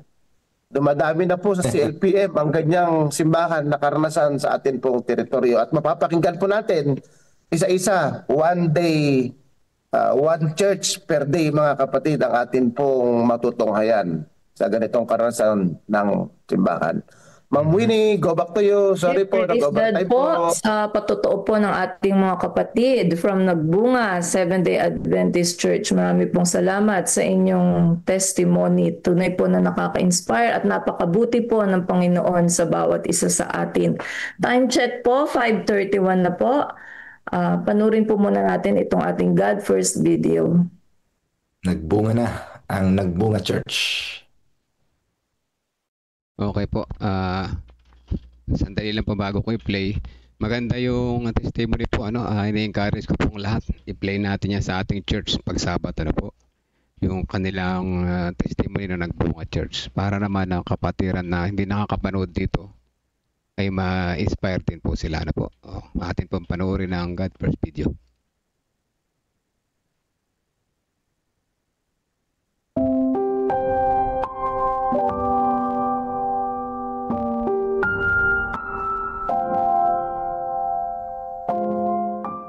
Patungo sa Langit, May 18. Ang mayayaman sa sanlibutang ito ay utusan mo na huwag magmataas, ni huwag umasa sa mga kayamanang hindi tiyak, kundi sa Diyos na nagbibigay sa atin ng lahat ng mga bagay para sa ating kasiyahan. Dapat silang gumawa ng mabuti, maging mayaman sa mabubuting gawa, bukas ang palad at handang mamahagi. Unang Timoteo Kapitulo 6 versikulo 17, 18, na anyayahan ang bantog na si George W. Truett na kumain sa tahanan ng isang napakayamang tao. Pagkatapos ng kainan, dinala siya ng may-ari ng bahay sa lugar kung saan makikita nilang mabuti ang lugar sa paligid ng kanyang mansyon. Itinuro ang balon ng langis na kapansin-pansin sa tanawin at ipinagmalaki niya. Hanggang sa naaabot ng paningin ng iyong mga mata, lahat ng iyan ay akin. Tumingin sa kabilang panig, kung nasaan ang namumukadkad niyang taniman ng trigo. Ang wika niya, lahat ng iyan ay akin. Bumaling sa silangan at itinuro naman ang malaking kawan ng mga baka. Nagmamalaking sinabi, ang lahat ng mga iyan ay sa akin din. At pagkatapos, itinuro ang kanluran at sa magandang kagubatan at napabulalas siya. Iyan ay akin din, at huminto siya, inaasahang pupurihin siya ng pastor sa kanyang malaking tagumpay. Ipinatong ng pastor ang isang kamay sa balikat ng lalaki at itinuro ang langit ng kabilang kamay. Simpleng sinabi ni Pastor Truett, gaano kalaki ang iyong pag-aari sa direksyon iyan. Ibinaba ng lalaki ang kanyang ulo at nagtapat, hindi ko kailanman naisip iyan. Ang talata sa Bibliyang ating binasa ay pangaral ni Pablo sa bawat isa sa atin.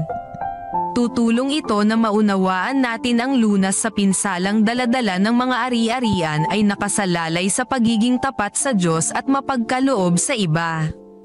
Kapag tapat tayo sa pag-iikapo at mga handog, at mapagbigay sa mga nangangailangan, ginagawa nating malinaw sa ating sarili na ang mga tinatangkilik ay hindi natin pagmamayari.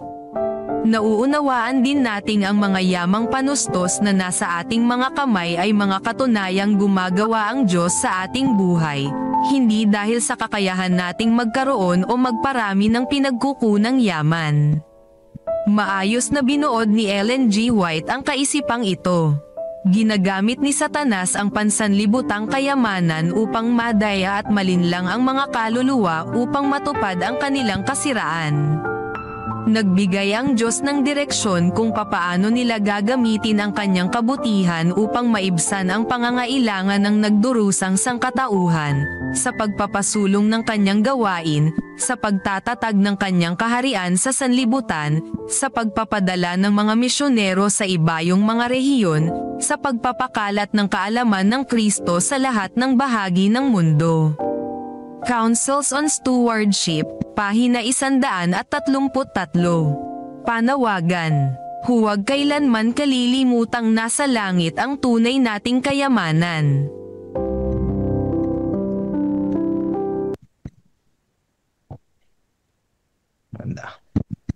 Yan. Time check po, 5:35. Tayo po ngayon ay dadako na sa ating Councils on Stewardship reading.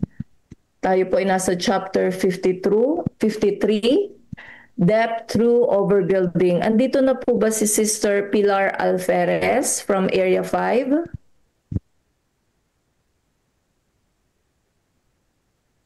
Sister Pilar Alferez po from Area 5.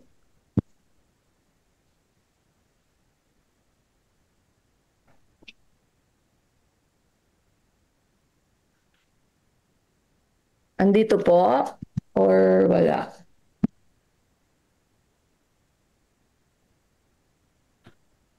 Anong pangalan na, Ma'am Winnie? Sister Pilar Alferez po. Pilar. Wala. Perez. Wala siya. Wala po. Okay.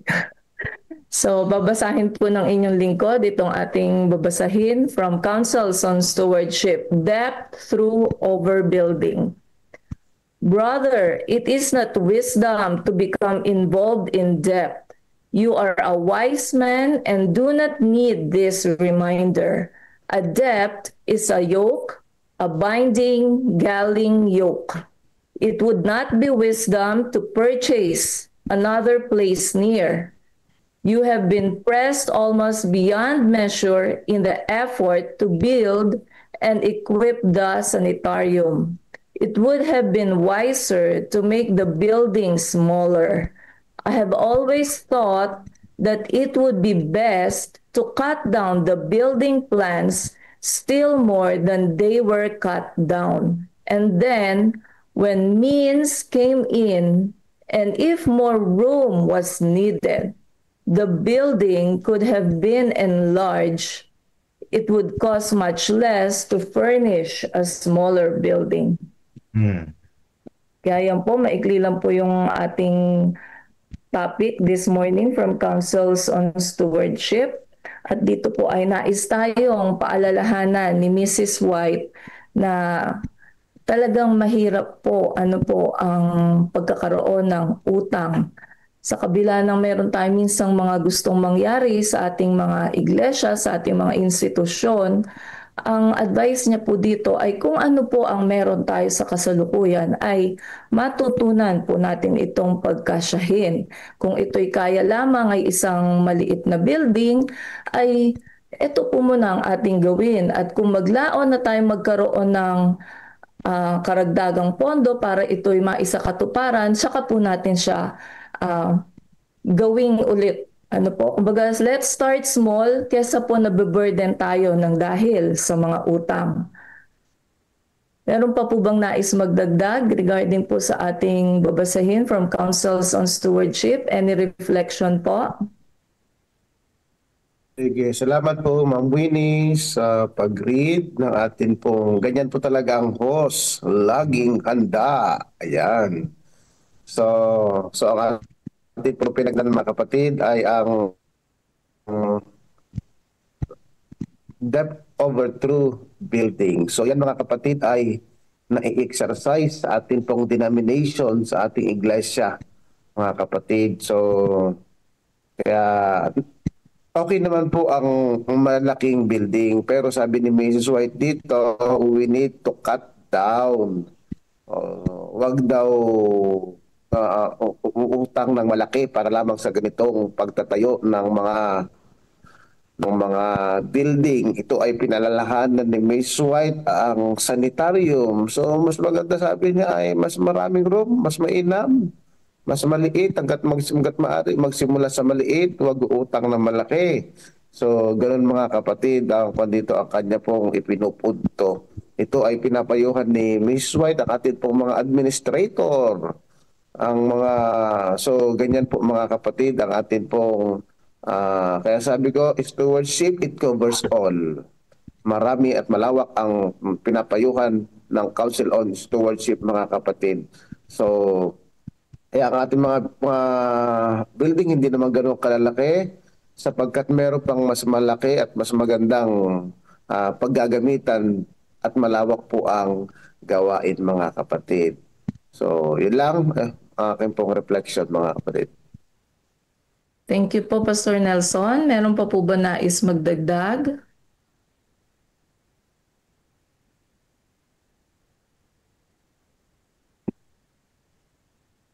Ma'am Winnie. Okay, Pastor Jerry. Tawagin ko si Pastor Melvin. Okay. Pastor Melvin. Ay, Pastor Jerry. Yung sa akin po, habang pinapakinggan ko po itong kabanata na ito, napaka halaga po pala na mag-ingat sa pagpaplano sa paggawa sa proyekto katulad sa hospital or sa church.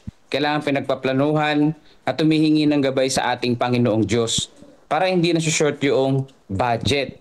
Ibig sabihin, hindi tayo dapat maging agad-agad na gawin yun hanggat wala tayong matibay na plano kung saan tayo kukuha ng pondo. At syempre napakahalaga yung panalangin. Mag-isip ng mabuti, magplano ng mabuti, ipanalangin sa Panginoong Diyos para magabayan tayo, para hindi tayo humantong sa short budget at magkautang. So sa personal reflection, ganun din po. Minsan kasi, nauna po yung aking emosyon na ay, alam ko yan, marunong ako dyan, kaya gagawin ko agad. Sa mga maraming panahon na napupunta sa pagka-short sa budget kasi hindi pinagplanuhan na mabuti yung gastusin. So sa atin, mahalaga na tayo ay talagang magplano at patuloy na manalangin sa Panginoong Diyos. God bless po sa inyo pong lahat. Thank you po, Pastor Nelvin. Planning is important. Pastor Jerry? Yes, napaka-importante po itong payo nito ni Sister Wright. Paulit ito, Ma'am Winnie. Palagi itong nababanggit niya kasi pag naglo-loan po talaga o nag-umuutang, may interest po kasi yon mga kapatid. Nakakita na po ako ng mga ganyan na sa konteksto ng ating mga churches. Kasi nga po, sa kakulangan ng pondo na pwede nating ma-download, maitulong galing po dito sa storehouse o sa office na ating iniingatan, ay natutokso po yung iba na i-collateral yung lupa nila, tapos ay ipapangako nila sa mission na kanila pong babayaran ang mga utang pero hindi po mabayaran mga kapatid. nagkakaroon po ng mga build-up na mga accountabilities, yung sa halip na nagiging tawag dito, nagiging asset, nagiging liabilities. Kaya maganda po ito, dapat po talaga ay i-count natin yung cost. Yung payo kahapon ni Sister White na pinangunahan tayo ng ating kapatid sa kanyang napakagandang mga pull pack na mga advices ay napakaganda po na ating sundin. Kaya ang gagawin po natin kahit po kami ay build up natin lahat yung pondo, tsaka natin sisimulan yung ating project at magtutulong-tulong po tayo dyan mga kapatid. Ang malaking inaasahan po natin dyan ay dapat po ay maging local and global ang improvement, no? Pag nagbigay tayo ng pondo, ang naapektuhan po yung local church at naapektuhan din po yung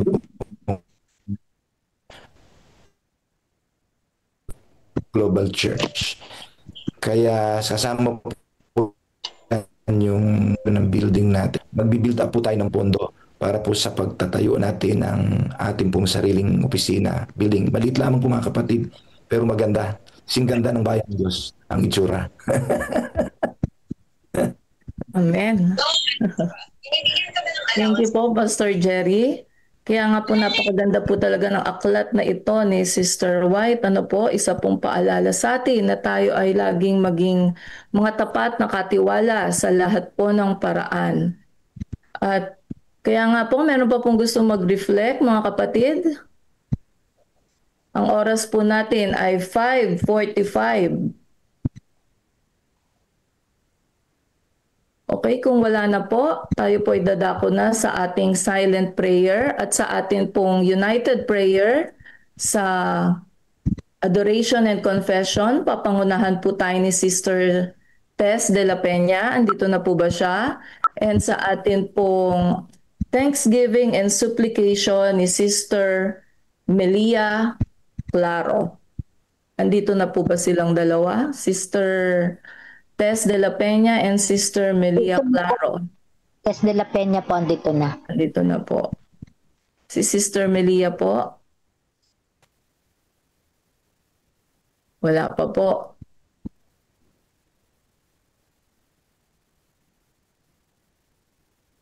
Ikaw na ma'am, saluhin mo na ma'am. Doon po sa okay, sige po. So ngayon po, dadakot po muna tayo. Magkaroon po tayo ng silent prayer.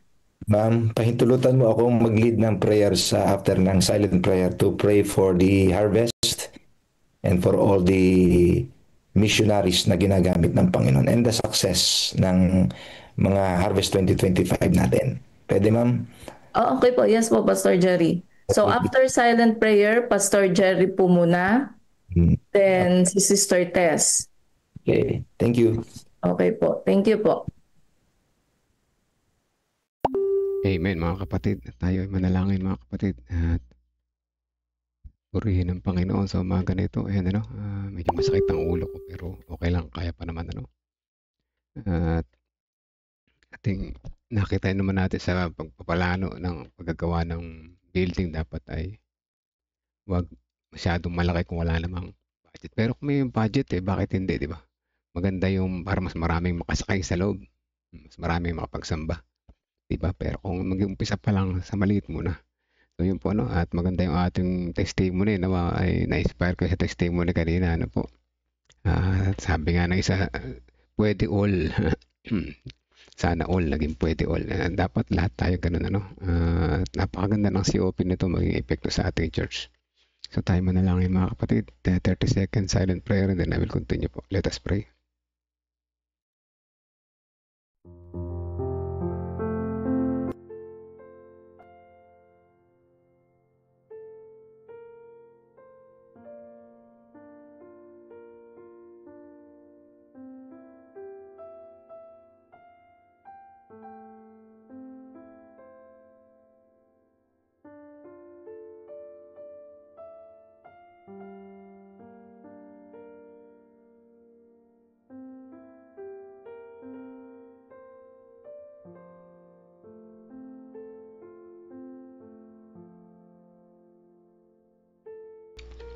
Let us pray. Banal na makapangyarihan sa lahat, salamat po muli sa umaga na ito na muli nyo kami pinagkalooban ng panibagong buhay, kalakasan sa umaga na ito. Salamat sa muling pag-invite sa amin na maka-join, maka-attend sa God First Morning program na patuloy na nagbibigay sa amin ng inspirasyon at tumatawag sa amin bilang para maging isang tapat na katiwala. Salamat sa inyong mga gabay, sa patnubay at tunay na ramdam po namin ang iyong pagmamahal. Sa umaga na ito, narito ang aming mga kapatiran.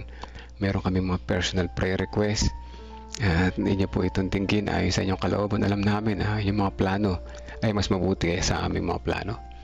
Dalangin din namin ang iba pang mga kapatiran sa bawat churches na nawa sila rin ay maka-attend sa ganitong programa at matutunan din nila na ang stewardship education sapagkat ito ay isang susi patungo sa maayos na buhay, patungo sa tamang landas kung saan ang aming goal ay makarating dyan sa langit na bayan.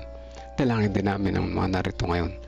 Unang-una ang sambayan ni Nanay Nerissa at ang kanyang mga apo, si Veronica at ang kanyang mga kapatid, pinsan, hindi yung kanyang mga kaanak at meron din siya mga kamag-anak na may sakit. Patuloy niyo po siyang pagalingin at bigyan ng kalakasan sa bawat araw. Dalangin din namin ang sambayan ni Ate Lorna at Kuya Bobby sa kanilang pagtatrabaho ay patuloy na kalakasan ng pangatawan. Ilayo sa anumang mga masamang karamdaman. Gayon din yung kanyang mga anak sa malayo. Kasama na rin sila Ma'am Pemi, sina Kuya Abner, si Ma'am Rachel at ang mga teachers ng GAES. Dalangin din namin ang Nutrition Month celebration ng GAES ngayong araw na ito. Pagpalain niyo po kami ng magandang weather ngayong umaga na ito pang gawa ang programa na ito ng maayos. Dalangin din namin ang sambahayan ni Ate Mitch at ang kanyang pamilya, si Sister Sweetie, kasama ni Sister Hannah at ang kanilang mga mahal sa buhay. Kayon din ang sambahayan ni Sister Nympha Rivera, Sister Teresita Ladia, ang sambahayan ng San Leonardo Church sa panguna ni Ate Revi. Patuloy niyo po siyang gamitin bilang isang halimbawa ng paano maging mamuhay ng naayon sa iyong kalooban at hindi nang sa amin upang sa ganun ang bawat isa maging masaya habang nabubuhay, naghihintay sa inyong nalapit na pagbabalik. Dalangin din namin ang sambahayan ni Kuya Edgar Estabilio, Sister Wilma Hernandez, Sister Neneng, Sister Roselyn Tungol Kau. Dalangin din namin ang sambahayan ni Sister Janet Katmaytan, Sister Jo Barrientos Montigo, Sister Juliet Parcival, Sister Gloria Balpido. Gayon din ang sambahayan ni Sister Tess, Sister Mary Ann Manalastas, ang sambahayan ni Kuya Monching, Kuya Narsing at Kuya Melchor Calas. Dalangin din po namin ang sambahayan ni Sister Teresita Dairet Reyes at Sister Marites Corameng. At aming pasalamat sa bagong buhay na ngayong umaga na ito na kalakasan na inyong ibinigay sa amin. Maraming salamat po Ama. Alam namin na alam nyo laman ng aming mga puso sandali na ito na kami nananalangin. Meron kaming mga hinanaing, meron kaming mga hinihiling sa iyo. Sa tingin namin ito ay mabuti, ngunit naniniwala kami na inyong pagkakaloob sa amin ang pinakamabuti ayon sa inyong plano. Dalangin din namin ang sambahayan ni Pastor Joel Pillartos kasama na si Ma'am Adorasyon na kanilang prayer request na magkaroon ng bagong trabaho si Ma'am Adorasyon at patuloy na gabay at patnubay kay Pastor Joel sa kanyang bagong assignment na nawa siya ay maging daluyan ng pagpapala sa kapatiran, sa iglesia, sa distrito, gayon din sa area. Maraming salamat po Ama sa pagtinig sa aming panalangin at patawad po kung saan kami nasumpungan hindi tapat. In Jesus' name we pray. Amen. Amen.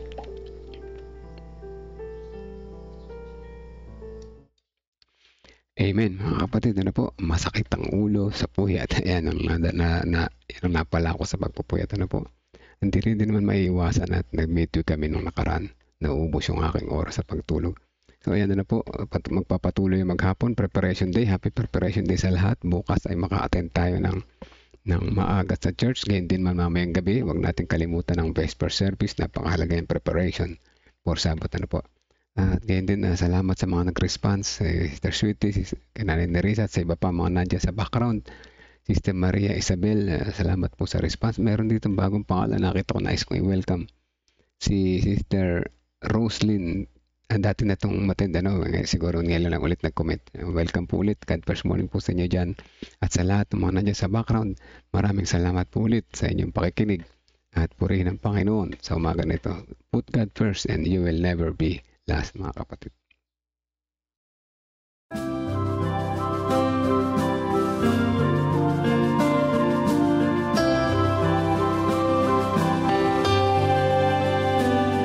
I hear the voice of Jesus calling. My answer is, I will go. I see the need of people crying. My answer is, I will go. I go to share the message of love. I go to share the blessed hope. But if I get discouraged, I call to Jesus' help.